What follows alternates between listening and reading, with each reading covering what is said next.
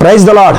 దేవుని నామానికి మహిమ కలుగును గాక. మన రక్షకుడు ప్రభువైన యేసుక్రీస్తు నామంలో మీ అందరికీ నా ప్రత్యేకమైన వందనాలు. అందరూ ఎలా ఉన్నారు? బాగున్నారా?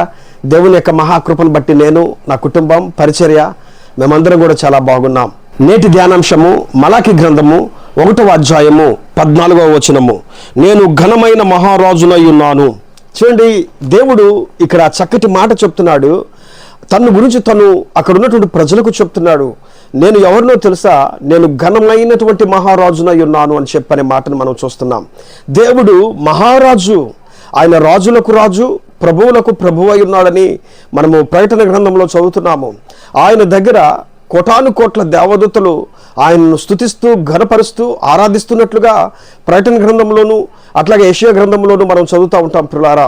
కాబట్టి ఆయన సింహాసనం మీద కూర్చొని ఆయన అక్కడ ఉన్నటువంటి వారందరినీ పరిపాలిస్తూ పరలోకంలో ఉన్నటువంటి సైన్య సమూహాలను ఏరుచు మహారాజుగా, ఘనమైన మహారాజుగా ఉన్నాడు. అక్కడ మాత్రమే కాదు, కానీ భూమి మీద కూడా ఆయన ఘనమైన మహారాజుగా ఉన్నాడు. ఈ భూమి మీద ఉన్నటువంటి ప్రతి ఒక్కరికి కూడా ఆయన ఘనమైనటువంటి మహారాజు ప్రియులారా. బైబిల్ గ్రంథంలో మనం చూసినట్లయితే ఆయన యొక్క ఘనత గురించి మనం చదువుతూ ఉంటాము.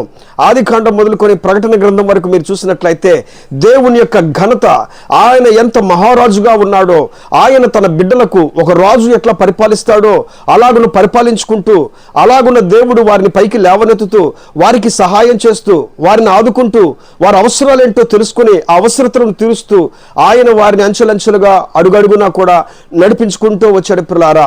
దేవుడు ఘనమైనటువంటి మహారాజు, ఘనత కలిగినటువంటి దేవుడు ఆయన. భూమి మీద ఎంతో మంది రాజులను మనం చూసాం, ఎంతో మంది రాజుల చరిత్రలు మనం చదివాం, ఎంతో మంది రాజుల గురించి మనం విన్నాం. అట్లాగే బైబిల్ గ్రంథంలో కూడా ఎంతో మంది రాజులను మనం చూసాము. ఆ రాజుల యొక్క చరిత్రలు మనందరికీ తెలుసు. గొప్ప గొప్ప రాజులు ఉన్నారు. దావీదు మహారాజు, గొప్ప రాజు. సౌలు కూడా కొంతకాలము గొప్ప రాజుగా పరిపాలించాడు. దావీదు అంతకంటే ఇంకా గొప్పగా పరిపాలించాడు. సొలొమోను దావీదు కంటే ఇంకా గొప్పగా పరిపాలించాడు, గొప్పగా ప్రజలను ఆదుకున్నాడు. కాబట్టి పిల్లరా, ఎంతో మంది గొప్ప గొప్ప రాజులు ఈ భూమి మీద బ్రతికారు, ఈ భూమి మీద తిరిగారు. ఈ రోజున దేశాధినేతలను మనం చూస్తున్నాం. ఒక రాజులుగా ఉండి వారి ప్రాంతాలను, వారి దేశాలను ఎట్లా కాపాడుకుంటున్నారో, ఎట్లాగా వారు అందరినీ కలుపుకొని పోయి సమస్యలు లేకుండా ప్రతి ఒక్కరితో సమాధాన పడుతూ దేశం యొక్క భద్రత కోసం, దేశం యొక్క క్షేమం కోసం ఎంత కష్టపడుతున్నారో మనం చూస్తున్నాం ప్రియులారా.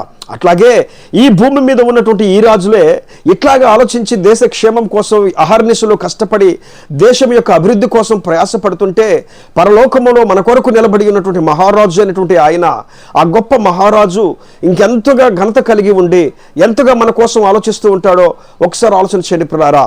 ఆయన భూమి మీద ఉన్నప్పుడు నువ్వు రాజువా అని చెప్పినటువంటి మాటను ఒకసారి యేసయ్య గురించి ఆయన పట్టుకున్నప్పుడు అడుగుతారు. పిలాతు నువ్వు రాజువా అని చెప్పనంటే నువ్వు అన్నట్టే అనేటువంటి మాటను యేసయ్య చెప్తాడు ప్రియులారా. నువ్వు రాజువా అనంటే నువ్వు అన్నట్టే అని అంటున్నాడు. నేను రాజునే అని చెప్పనంటున్నాడు. నా రాజ్యము నీలాంటిది కాదు, ఈ భూమి మీద ఉన్నటువంటి రాజ్యము కాదు నాది. నా రాజ్యము కంటికి కనబడేటువంటి రాజ్యము కాదు. నువ్వు అన్నట్లుగా పిలాతు నేను రాజునే అని చెప్పినటువంటి మాటను అక్కడ యేసయ్య మాట్లాడుతున్నాడు పిల్లారా. ఆయన పుట్టినప్పుడు కూడా చూడండి, జ్ఞానులు వచ్చి హేరోదు రాజుతో చెప్తున్నాడు. హేరోదు రాజును అడుగుతున్నారు, యూదులకు రాజుగా పుట్టినవాడు ఎక్కడా? చూడండి, యూదులకు రాజుగా పుట్టినవాడు ఎక్కడ? జ్ఞానులకు అర్థమైంది యూదుల కోసం ఒక రాజు ప్రజల్లో పుట్టాడని చెప్పారని.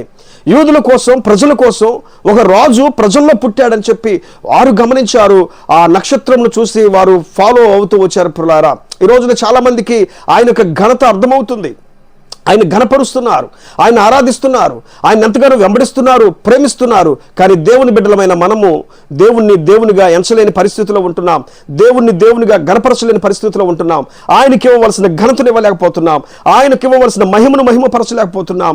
ఏమండి, మనము దేవుణ్ణి చాలా చాలా చాలా దూరం చేసుకుంటూ ఉన్నాం ప్రియులారా. ఈ రోజు ఈ వాక్యం ద్వారా దేవుడు మాట్లాడుతున్నాడు మనతో.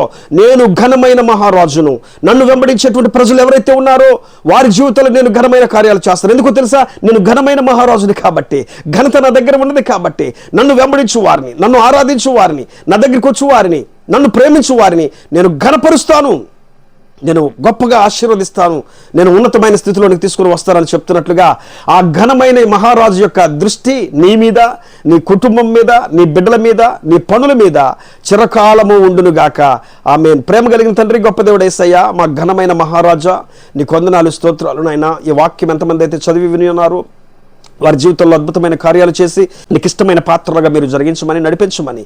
ఇదిగో వాక్యము విన్న ప్రతి ఒక్కరు కూడా నీ రాజతత్వమును తెలుసుకొని, నీ ప్రేమను తెలుసుకొని, నీ ఘనతను గురించి ఆలోచించి నిన్ను ఆరాధించే వారినిగా, నిన్ను స్తుతించేవారిగా జరిగించమని, చేయమని యేసు నామంలో ప్రార్థిస్తున్నాం పరమ తండ్రి. ఆమేన్, ఆమేన్. ఈ వాక్యం మీకు ఆశీర్వాదకరంగా, దీవెనకరంగా ఉంటే, మిమ్మల్ని బలపరిస్తే ఈ ఛానల్ని సబ్స్క్రైబ్ చేయండి, అలాగే ఇతరులకు షేర్ చేయండి. దానివల్ల దేవుని యొక్క వాక్యం బయటకు వెళ్తుంది. కొంతమంది కొత్త వారు దేవుని యొక్క వాక్యాన్ని వింటారు, వాక్యం చేత బలపరచబడతారు. కాబట్టి వాక్యము బయటకు వెళ్తుంది. ముఖ్యంగా వాక్యము అనేక మందిని తడుతుంది, అనేక మందిని బలపరుస్తుంది. ఈ వాక్యం అనేక మందికి ఆశీర్వాదకరంగా ఉండునుగాక. ఆమేన్. అందరికీ వందనాలు. Praise the lord.